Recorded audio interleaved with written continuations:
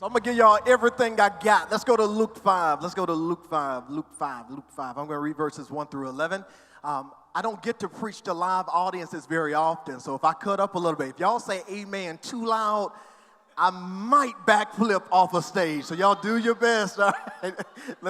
Don't push me too hard. Ain't no telling where we may go. Luke 5, I'm going to read from, it's called the Passion Translation. It's one of my favorite translations to study from now. I'm going to read 11 verses from here, and I'm going to give you all just a little bit of encouragement, I think, just to keep us moving in what God has called you to do. It says, on one occasion, Jesus was preaching to a crowd on the shore of Lake Galilee. A vast multitude of people was pushing to get close to Jesus to hear the word of God. He noticed 2 fishing boats at the water's edge, with the fishermen nearby rinsing their nets. Jesus climbed into the boat belonging to Simon Peter and said to him, "Let me use your boat. Push it off a short distance away from the shore so I can speak to the crowd." Jesus sat down and taught the people from the boat. And when he had finished, he said to Peter, "Now row out to deep water to cast your net, and you'll have a great catch." "Master," Peter replied, "we've just come back from fishing all night and didn't catch a thing. But if you insist," now I like the way King Jimmy say this. King Jimmy say, "But nevertheless, we'll go out again and let down our nets because of your word." When they pulled up their nets, they were shocked to see a huge catch of fish, and their nets were ready to burst. They waved to their business partners in the other boat for help. They ended up completely filling both boats with fish until they began to sink. When Simon Peter saw this astonishing miracle, he knelt at Jesus' feet and begged him, "Go away from me, Master, for I'm a sinful man." And Simon Peter and the other fishermen, including his fishing partners, Jacob and John, the sons of Zebedee, were awestruck over the miracle catch of fish. Jesus answered, "Do not yield to your fear, Simon Peter. From now on, you will catch men for salvation." And after pulling their boats to the shore, they left everything behind and followed Jesus. Of course, I just want to really focus in on that verse 5. "Master, we've just come back from fishing all night long and we didn't catch a thing. But if you insist, we'll go out again and let down our nets because of your words." I want to talk to you all a few minutes from a topic I'm just calling "One More Try." And today, I want to encourage, push, and strengthen you to give that thing you gave up on one more chance. I want to talk to your last failure and the place where you said, "I'll never try it again." And in the next 30 minutes, I'm believing by the power of the Word of God, there's going to be enough conviction in the room for you to say, "Wherever I failed, today I'm willing to try again." Y'all ready to work? Y'all, we were flying into Richmond last night, and guess what? It started raining. It didn't just start raining, it was storming. It was thunderstorms, lightning, crashing everywhere, right? We're in the middle of the air, and we were supposed to land at like 5 o'clock. It's 5:30. We're still hanging out in the air. I'm concerned. Fanika's sitting behind me a little bit. She texted me. She said, "I'm scared." I said, don't worry about it. It's going to be all right. I forgot that my wife likes to grab men's thighs on planes when she gets scared, and my thigh wasn't right there for her to grab. She was scared because she's like, "We should have landed 30 minutes ago, and the plane still has not come down." The pilot comes over the loudspeaker and says, "There's a bad storm over Richmond, and so we're going to hang out in the air another 30 minutes, and another 30 minutes passes, and he says, "Well, we're about to run out of gas, so we're going to just fly on up to Dulles." And my wife said, "They're taking us to Dallas? Why are we going to Dallas?" I said, "Sugar, if we can't make it to D.C., we definitely can't make it to Dallas. We ain't going." He said, "Dulles, not Dallas." We land in Dulles, and there's a lot of commotion on the plane. Everybody's frustrated. People, had plans. One lady said, "I was ready to go home, cook some fried chicken, and now I can't even cook my chicken tonight." People frustrated on the plane. The pilot comes out, and with over 150 people on the plane, he gets on the loudspeaker, and he says, "Y'all, I apologize. We failed and could not get into the city. The storm was too bad. But I'm going to give the storm a little bit of time to pass, and I'm going to give it one more try." He said, and if the storm passes in enough time, we're still going to fly into the city. We just need to let it pass, and then I'm going to try again. Here is my opening word for you. Some of you all got so distracted by the storm that you thought the storm was the sign that you failed. And the truth of the matter is, it was a temporary distraction, but it can't keep you from where you're going. I don't know who I'm already talking to in here, and I'm trying to keep my feet still, but whatever storm tried to distract you in this season, your affirmation is this: it could not kill me, it could only detour me. Woo. And just because I had to go another way don't mean I'm still not going to get where I'm called. I'm talking to a few of y'all that know you're called beyond where you are, that you've got a destiny that's bigger than where you are, and you might have hit a detour here or there.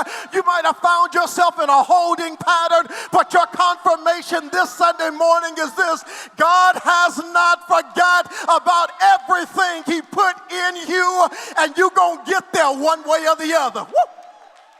But you've got to be willing to give it one more shot. You've got to find the courage, the strength, the wherewithal to say it didn't work the first time. But just because it didn't work the first time doesn't mean God's not going to give me the grace to try again. The relationship failed. The marriage failed. The job didn't come through. They fired you. And they may even have reason to, but they let you go. Just because it did not work out the first time doesn't mean God is not the God that won't come back around and make it all good concerning your life. Here's the part I want to just kind of open up with this. In the face of failing to reach our destination, we often have to find a place to speak courage to our deepest fears. How many of you all know what it's like to have to talk yourself into doing something? You have found what David meant when he said to encourage yourself, parents. Like you have figured out what it means to find courage within when you cannot find it anywhere else. Failure will do one of two things. It'll either anchor you to keep you from ever attempting to do it again, or it'll become the fuel to get you to your future. My assignment today is to pull up your anchor. And the place where you said, I failed, I'm never going again, my assignment is to say, pull that anchor up, sugar. If you still breathe, then you still got something to fulfill. If there is still action in your body, God's got an assignment that he's going to use you for, and he's going to fulfill in you and through you. So let's just jump into this text. Let's jump into this text. Matter of fact, let's jump in before this text.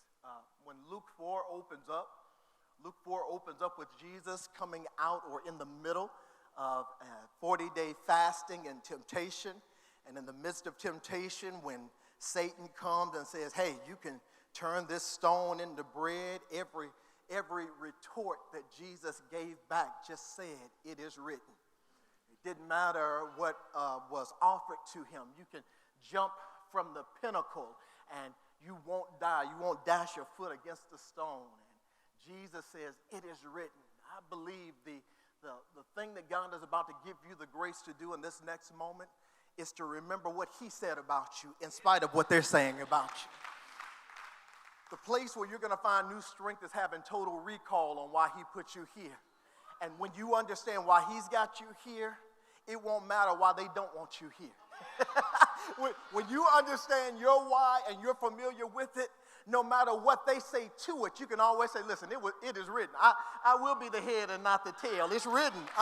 I'm above only and not beneath. It is written. I'm blessed in the city and in the field. It doesn't matter what it looks like. I know what's written about me. I'm talking to just a few people that know that there are some chapters in your story that God has already written that you ain't got to yet. And just because it looks like a nightmare on Elm Street right now doesn't mean you quit flipping the pages. Just tell yourself it is written. Listen, This is not the end of my story. I'm just in the middle of a chapter, and I know there's more written. And if I use his word to help me understand what my future's going to say, there are some things that are already guaranteed. He's never going to leave me or forsake me. That he will, it's greater is he that is in me than he that is in the way. It's already written. So no matter what I'm facing now, it's not going to keep me from becoming who he's called me to be. Jesus, he leaves the desert,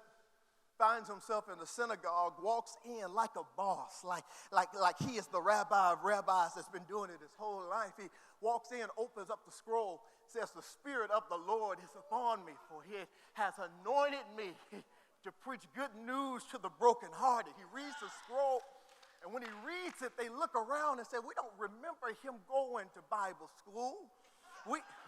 We don't remember him enrolling in any remedial rabbi classes. Like, how did he find himself reading with one of such authority?"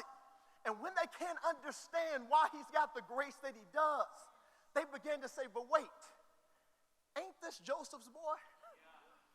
I don't even think he graduated carpentry school. Ain't he supposed to be cutting wood somewhere?" Because here's the next thing I want to give you. If you allow them to keep you where they met you, you'll always miss out on the bigger thing God is going to do in your life. Now, they may remember you here, but they missed about 3 years of your life when God took you through danger seen and unseen. And they don't know how well you grew on the backside of the desert. So all they remember you as murdering Moses, but they don't know that God has raised the murderer to be a deliverer. I want you to understand that if you let them keep you where they found you, you're going to limit what God is saying about you.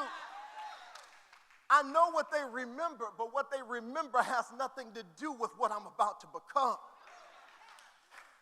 Because Jesus could have went back and been a carpenter. But what happens if he would have been cutting wood when he was supposed to be hanging on it?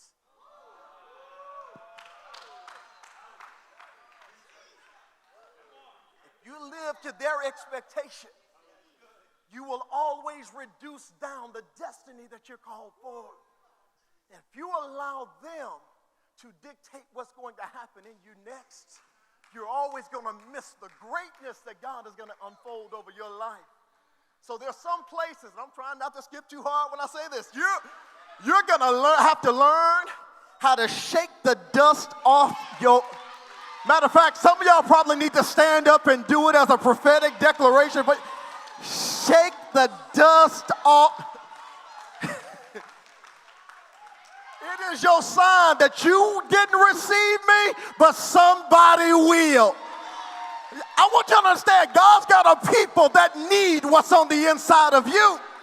And you're too busy fighting those that don't like you, that you're missing. There's a whole audience that's waiting for your yes.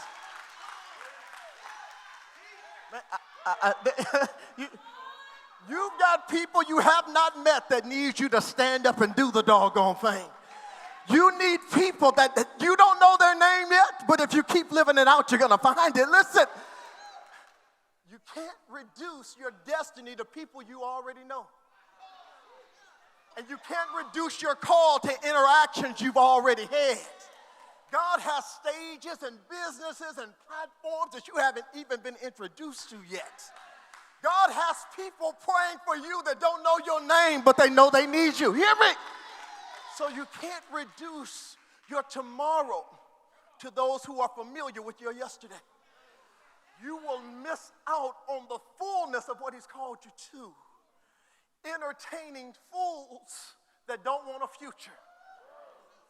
You've got to turn your attention to your tomorrow. Jesus leaves the city, and when he leaves the city, he starts working miracles. Because listen, some spaces will not be able to receive you because of what they know about you. Their memory is going to make them miss their blessing. But that is not your problem. You go on to the next. Just say it to yourself, I'm going to the next place. Listen, I ain't going to fight you to like me. Listen to me.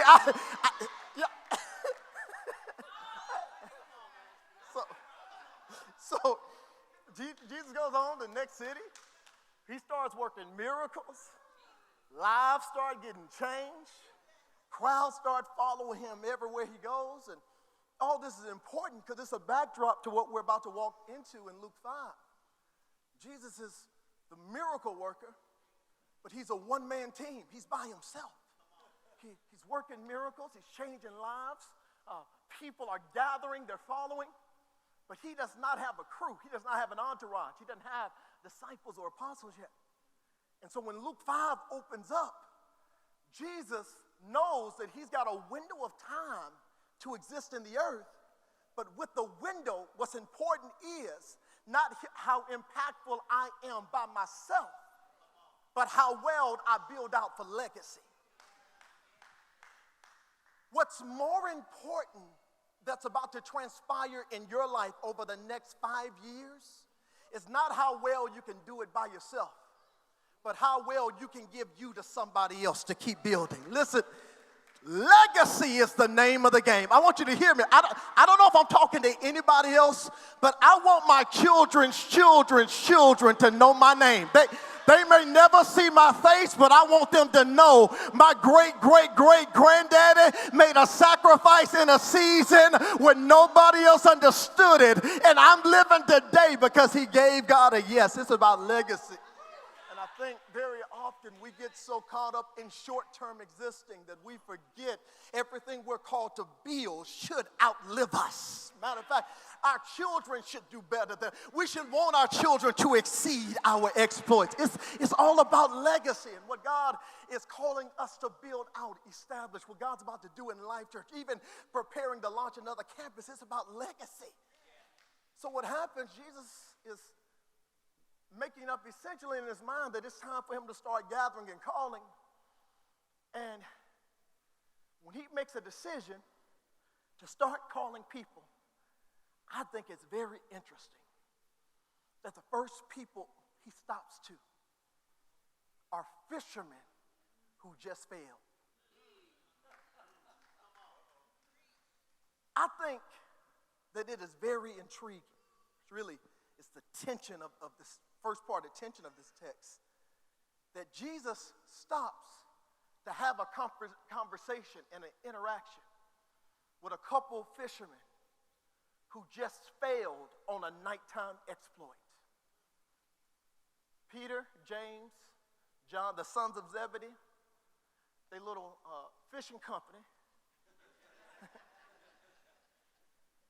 had been out all night on the sea, had dropped their nets all night in places where previously they had no issues finding fish. And all night, the water was wet, but their nets were dry. How many of you all know what it's like to toil all night? To give everything you've got. To cry every tear you have. To give all your energy, your time, your strength. And then at the end of it, there's no fruit. There's nothing to show for their effort but dirty nets. How many of y'all know what it's like to give all of your heart to a relationship? To give all of your time to a job and come home and still feel empty? To be on the water, casting your net, but every time your net comes up empty. And now it's not just you, but it's everybody else that you're responsible for, because you're not in business by yourself. It's not just your failure. Now our profit margins are shifting because we ain't catching anything. And in the middle of us catching nothing, in the middle of our drought season, Jesus shows up. Can I tell y'all, I'm really trying not to skip and run. I'm trying to be good. Y'all want to know what really intrigues me about Jesus showing up at a failure? It's the reminder that God is not just near to your success,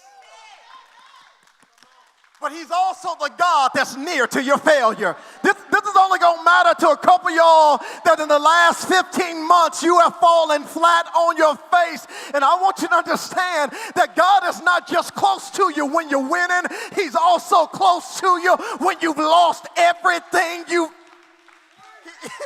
He's the God he's near to your failures. He's close to the brokenhearted. He sees what didn't work out, and he knows when to show up. I'm grateful for the God that is never late in appearing in my situation. And he doesn't always wait till you're on the pinnacle called success. There are moments where he'll meet you in the valley called defeats. There are moments where he'll meet you when you have cried yourself to sleep and you have spent everything that you had and your heart's been broken beyond repair. And right there in the middle of a great defeat, he walks into the room. He shows up. Oh, listen. He shows up and he doesn't even ask permission to get on the boats. Peter turns around and sees that there's a man on the boat that wasn't there before. Here's what I'm about to tell you. There's some stuff God's about to step in for you that he's not going to ask your permission. You're going to look over your shoulder and say, he wasn't there before, but I see him now. He's a God who's going to show up right in the middle of your greatest defeat. And he's going to ask to use the vehicle of your last failure. When he gets ready to use Peter, he doesn't ask Peter for his hand, he asks him for his boat. The thing that Peter has just spent all night in and probably is sick of it, Jesus steps in it. The thing that was the carrier of his failure, Jesus asked, can you now launch out just a little bit so I can use your boat? Now listen, in my mind, let me just say my mind, the way my mind worked. I'd have worked all night. I don't know this man. Now maybe it's just me. Like, how many of y'all would be like, look, we open back up at 7 p.m. If you would like to come and run your little revival at 7 p.m. when the doors open back, right now, I need a nap. But look, how many of you all can honestly say that at your lowest moment, you would have launched out a little further?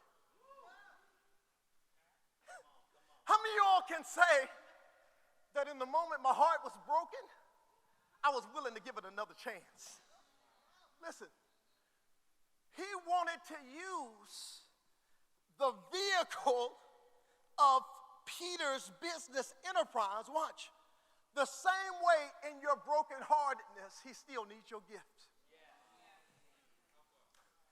He still needs you to love people even when people done broke your heart. Listen, he still needs you to speak for him even when you've told yourself, I ain't opened up my mouth ever again. He still needs you to build community even when you say community is what broke my heart. What happens when God asks to use what you just finished cleaning? How many of y'all have ever told God, if you just give me a little while to get myself together? How many of y'all ever said that, God, if you just give me 5 months to get myself together, I promise you I'll be ready to do whatever you ask. God, just give me 3 little weeks and I promise I'm going to get right. And he says, I don't need you to get right to get on the boat. I need to get on right at the point of failure. I also think it's interesting that he didn't get in James or John's boat. He got in Peter's. If I were to just imagine from Peter's personality profile, he was probably the hardest on himself the night that they failed. Peter was very critical. He was one that would look introspectively and probably shoulder part of the blame for a bad night on his own shoulders. And he goes to the strongest and said, I need what you got. And Peter finds a way to get on a boat, row out, and sit while Jesus uses the waves as a megaphone to speak to the masses. his voice reverberating off of the wind and the water. Peter sits with nothing to say but full of listening ears. And at the end of the message, Jesus gives the benediction. Everybody been blessed. They sing blessed in the city and blessed in the field. You know, they do the benediction song. And he turns to Peter at the benediction and says, now go out a little bit deeper. This is the part where Peter said, now wait a minute. I was fine being the revival boat. But now, you're about to ask me to go to return to the place of my last failure and do it again. You're asking me to go back and do what didn't work the first time and do it again. You're asking me to expose my heart again when they stepped on it the last time and give them another chance.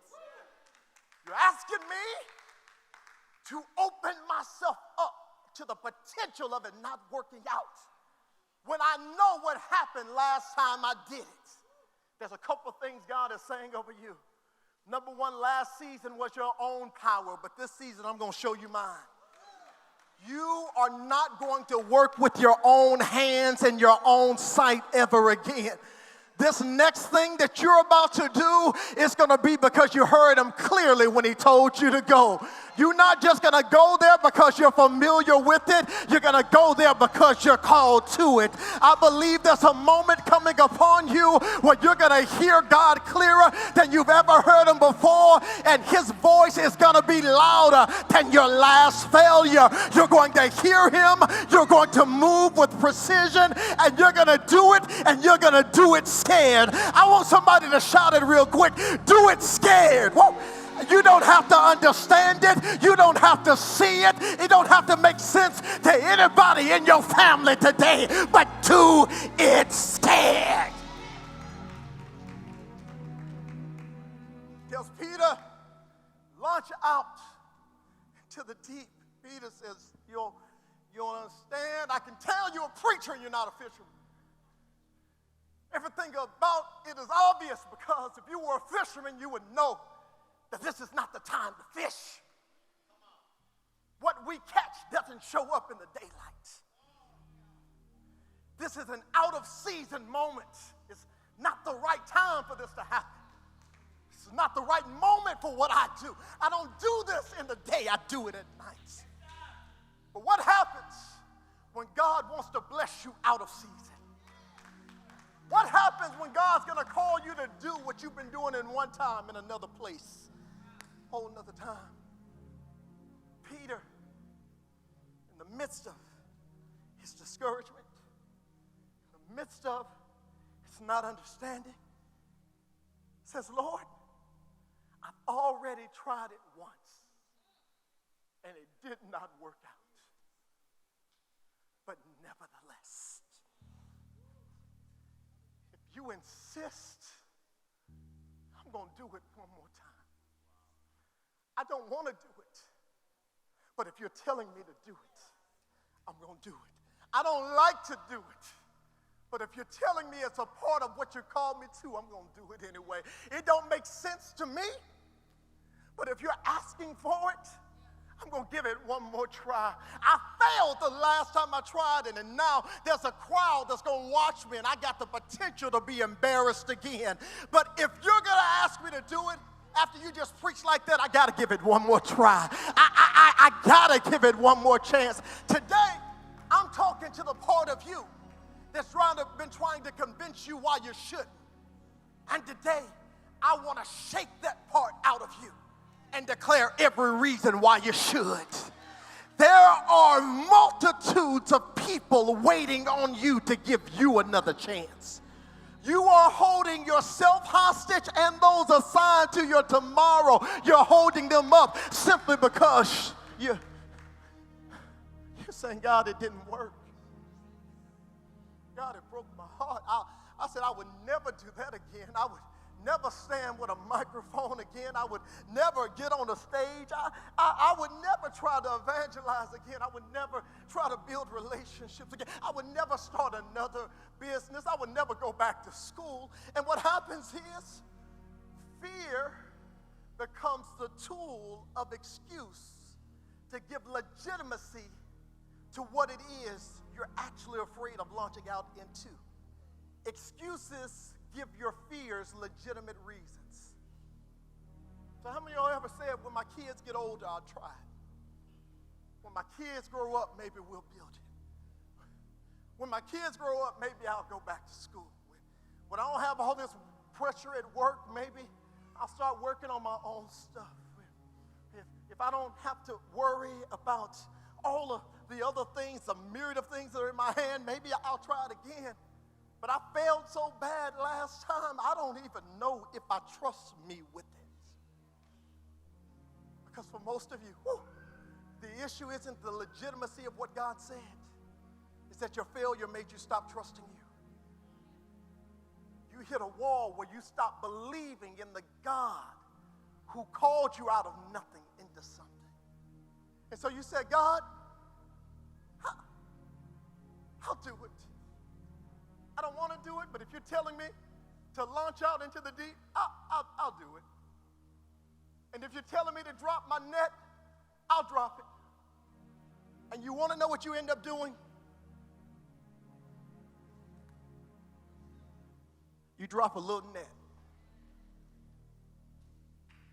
Because what a little net represents is I did just enough to say I did it.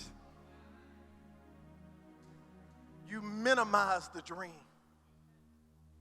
You shrink the call. And you do just enough to say you did it, but not enough to catch what he's really calling you to carry. You say, God, I trust you, so I'll drop my net, but in dropping this net, I have the potential to catch very little. You've given God enough to say you gave him something, when in all actuality, God is not calling for you to make small what it is you're called to do.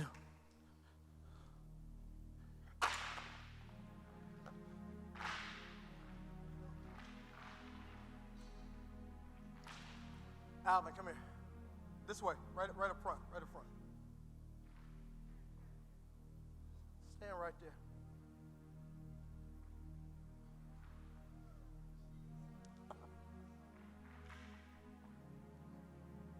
Many of you have been trying to catch big dreams with small nets.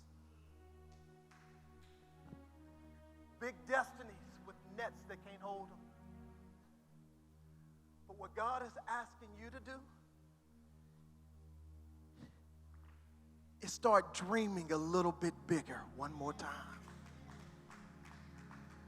What reduced your dream down to nothing? What did you say is too big for me to try again? Oh, no, yeah. I really wasn't trying to choke you, I promise. That to give him this much net, it means it's going to take all my faith. I have to kill all my fears. I have to put to bed everything I doubted about me and believe that he sees something in me that I don't. The catch was so big that the net broke. I'm believing God for a net-breaking season. That what happens over the house is going to happen in every one of your lives.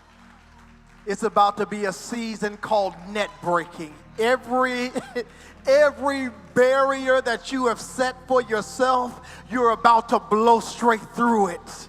You're about to see the God that does exceeding and abundant prove to you that I am the God of exceeding and abundant, above all that you could ask or think. I feel this right here in my soul. He's going to remove the muzzle to make you speak it again. You're going to stop just hiding it in your heart. You're going to start confessing what it is that God is about to do in and over your life. And you're about to watch God let the nets break. Just because you had the courage to give him one more chance. This message may not be for everyone. This is for those that have found themselves living in their last failure. And God is saying to you, give it one more try. I know it won't make sense to your family. I know it may not make sense to your children. It may not make sense to your friend circle. But hear the Spirit of the Lord, try it again. You're going to watch the wind of God embrace what it is you're called to be. And this time, you will not fail. You will not fail. You will not fail. I feel it in my soul. You will not fail. You will not fail. This is not the season to throw the towel in. It's the moment to pick that thing up and say, I'm fighting again. I'm fighting again. Give it one more try.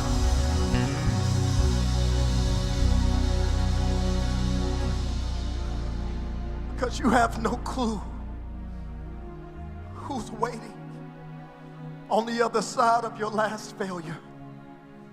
You have no clue the lives that are about to wake up because you were bold enough to try it one more time. You may cry the whole time you try, but baby, cry and do it anyway. Your heart may be broken the whole time you do it, but sugar, do it anyway. You have no clue what God's gonna bring back to life, all because you chose to stand up and do it again.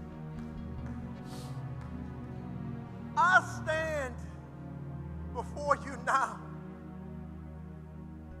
on the backside of one of my greatest failures ever in ministry. Having to walk away from something I loved, even though I did it voluntarily. And walking away feeling like I let everybody down that I left. And right when I was on the brink of quitting, God sent a man into my life to say, try it one more time. And his faith in me to try it again has me standing on a stage August the 15th, 2021, doing something I told God I didn't have to do anymore. If God could send one man into my life, today he's sending me as one man into a few hundred of y'all's life to say, give it one more try. Cry your tears, let your heart be broken, but give God one more chance. And I believe the God that shows and answers by fire is the God that's going to respond for you. You're going to watch him breathe on what you give him again. But you gotta give him one more chance. Any of this that I've just said in this last 30 minutes was for you. Lift your hands real quick. Let me get y'all out of here. Father, I thank you for the resurgence of new beginnings. I thank you that this room will not be limited to their last mistake. That this space will not be confined to their last failure. But they're going to see the hand, the grace, and the love of God embrace them in new ways as they try again. Father, I'm asking you, what we're doing it in your name. I'm asking you to breathe on a new attempt. Show them where they need to do it. Connect them with who they need to be connected with. And give them the courage to begin again. For the silent whispers in your ear that have convinced you out of doing what you're called to do. Today, Father, silence the whispers, the private doubting, the places where we've disregarded what was in us because of what we heard ourselves say about us. Today, Father, the grave will not inherit what should have been left in the earth. we embrace the courage to do it again. Take a deep breath in. Breathe out. Father, we are exhaling every fear. We are releasing every private doubt. Breathe in. We're breathing in new faith. Woo. There's new wind coming into our lungs to begin again. We're going to pick up where we started and we're going to do it all over again. We're not going to leave that book unfinished. We're not going to leave that business unstarted. We're not going to leave that family broken. We breathe in new breath. Yeah. I know what the curse of your family line says, but I also know what the redemption on the other side of the cross says. And we declare today that everything in your family line that would curse what you're called to be, that the blood of the Lamb would be the curse breaker and give you the strength to try again. Do it again. Give him one more try. And I believe, that in the next 6 months, you're going to look back over your shoulder and say, I'm so glad I trusted the God in me. Woo. I'm so glad that I trusted God telling me to do it again. If that's you and you're already excited about one more chance, can you give God the best phrase that you can find real quick? I'm trying to let it go, Pastor Vernon, but can you give him your best phrase real quick? Can you shout like it's already started? Can you thank him like it's already began? Can you honor that he that has begun a good work in you, he's gonna complete it until the day of Jesus Christ? He's not finished. Woo! He's not finished. He's not finished. Give him one more chance. Woo! By this time next year, you will not be looking at the same man and the same woman you see today. But give me 365 and watch God do it. Give him one more chance. One more chance.